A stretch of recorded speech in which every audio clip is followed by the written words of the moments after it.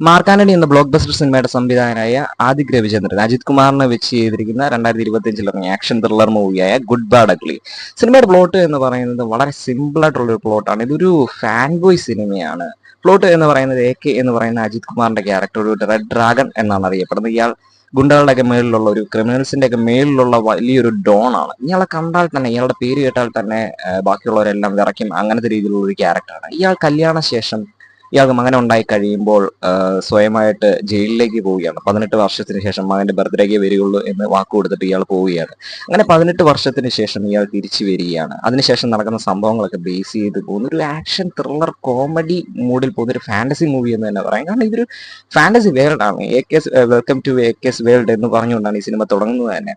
Mark ആന്റണിയും തുടങ്ങുന്നത് തന്നെ അതുപോലൊരു മൂഡിൽ തന്നെയാണ്. ആ ഒരു മൂഡിൽ, ഒരു ഫാന്റസി മൂഡിൽ കാണേണ്ട ഒരു സിനിമ എന്ന് തന്നെ പറയാം. ഇതിൽ നമുക്ക് റിയാലിറ്റിയോ കാര്യങ്ങളോ ഇമോഷൻസോ കാര്യങ്ങളോ ഒന്നും നോക്കിയിട്ട് കാര്യമില്ല. അങ്ങനത്തെ ഒരു മൂഡിൽ പോകുന്ന AK ഫാൻസിന്, അജിത് കുമാറിന്റെ ഫാൻസിന് ഇഷ്ടപ്പെടുന്ന രീതിയിലുള്ള ഒരുപാട് റെഫറൻസുകളുള്ള ഒരു സിനിമയാണ്. പക്ഷെ എല്ലാവർക്കും ഇഷ്ടപ്പെടണമെന്നില്ല. കാരണം തിയേറ്ററിൽ വളരെ റെസ്പോൺസ് വന്നിരുന്ന ഒരു സിനിമയാണ്.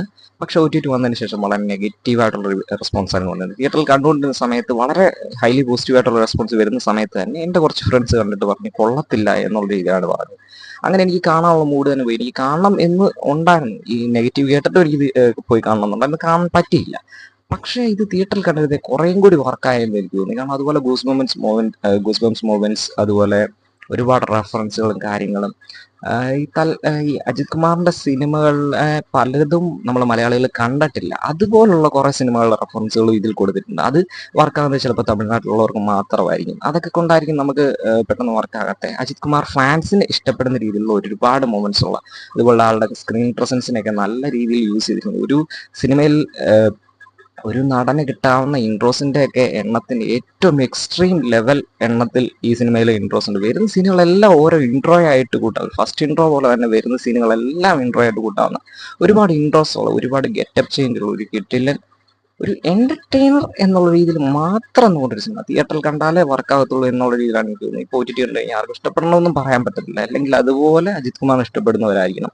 സിനിമയിലെ സ്റ്റോറി ഒന്നും പ്രത്യേകിച്ച് ഒന്നും നോക്കാനില്ല. വെറുതെ ചുമ്മാ ഒരു നോർമൽ എന്നല്ല, അതിലും ഒരു ബിലോ ആവറേജ് സ്റ്റോറിയേ ഉള്ളൂ ഈ സിനിമയ്ക്കകത്ത്. അതുപോലെ എടുത്തു പറയേണ്ടത് അർജുൻ ദാസിന്റെ പെർഫോമൻസ്, കിടലിനായിട്ടുള്ള പെർഫോമൻസ്, ക്യാരക്ടേഴ്സിലുള്ള പെർഫോമൻസ്, അതുപോലെ പ്രിയ വാര്യരുടെ റോളുണ്ട്, അത്യാവശ്യം നല്ലതായിരുന്നു.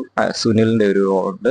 പിന്നെ പിന്നെ ചെറിയ ഗസ്റ്റ് റോളുകളും കാര്യങ്ങളൊക്കെ വരുന്നുണ്ട്. അതുപോലെ ഗസ്റ്റ് റോൾസ് കൊടുത്തിരിക്കുന്ന എല്ലാ ഒരു ഫാന്റസി വേൾഡിലുള്ള ഗസ്റ്റ് റോൾസ് ഒക്കെയാണ് കൊടുത്തിരിക്കുന്നത്. അത് എല്ലാവർക്കും ഇഷ്ടപ്പെടണമെന്നില്ല. കാരണം നമ്മളിത് ഒരു ഫാന്റസി മൂഡാണ് എന്നുള്ള രീതിയിൽ കണ്ടു കഴിഞ്ഞാൽ നമുക്കത് ഓക്കെ ആയിട്ട് പോകും. അല്ലാന്നുണ്ടെങ്കിൽ അത് ഇഷ്ടപ്പെടണമെന്നില്ല. അങ്ങനത്തെ ഒരു മൂഡിൽ പോകുന്ന ഒരു സിനിമയാണ്. ഇങ്ങനത്തെ ഒരു എക്സ്പെരിമെന്റൽ, ഇങ്ങനത്തെ ഒരു ഫാന്റസി മൂഡ് സിനിമകളൊക്കെ കാണാൻ താല്പര്യം നമുക്കൊന്ന് കണ്ടിരിക്കാവുന്ന ഒരു സിനിമയാണ്. ഒന്ന് കണ്ടു നോക്കാം.